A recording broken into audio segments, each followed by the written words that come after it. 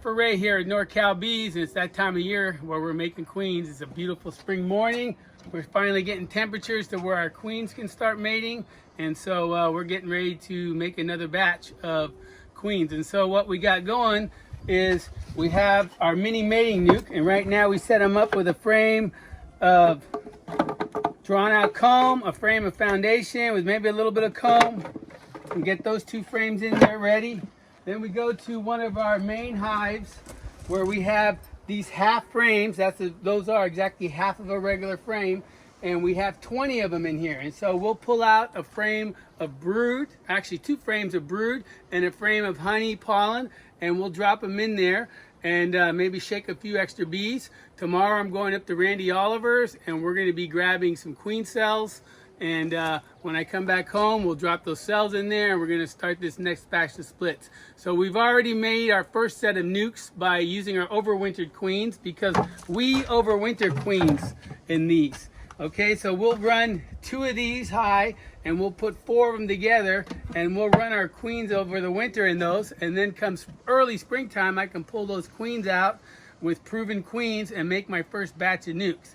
And since then, we've already added our first set of queen cells that hatched out about a week and a half ago, and we're finally getting the weather right now to where those queens are starting to mate. And so, you know, within another, 3 weeks, those queens will be ready to be transferred over into our next batch of nukes that we'll be selling, down the road. And then these guys will be coming right behind them with the Randy Oliver queen cells. All right, so here we are in this host hive, you could kind of call it, where we have all these half frames that we're pulling out right now, and we're making our splits into our mating nukes. So come early springtime, late winter, I put these on here and I let the bees draw them all out, or they could have drawn comb already. The queen's up in here laying. You can see all the eggs and larvae in this one, nice patch of larvae.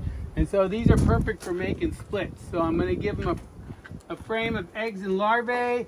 I'm going to give them a frame of brood and then a frame of honey. And that's going to be our split. Now, these bees we're actually going to take somewhere else. Oh man, I got that one glued on pretty good. And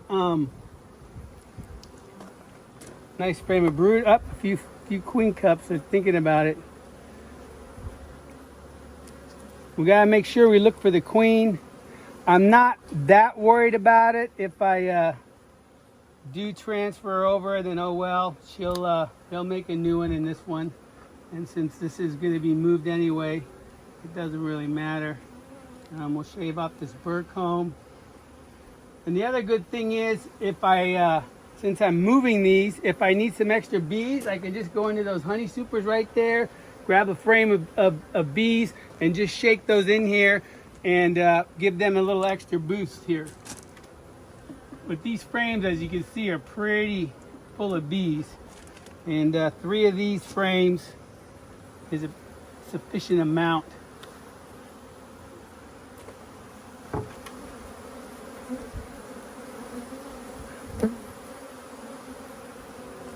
Alright, I don't see Her Highness with her little blue dot.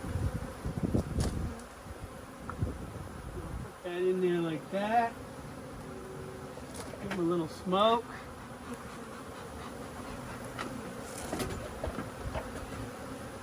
I'm going to put a lid on it. And what I do is I just get a string. Got these all ready to go. And I used to duct tape them, but it's kind of a pain in the butt. And this kind of just works good, and we can reuse the strings then. And just tie it off real quick.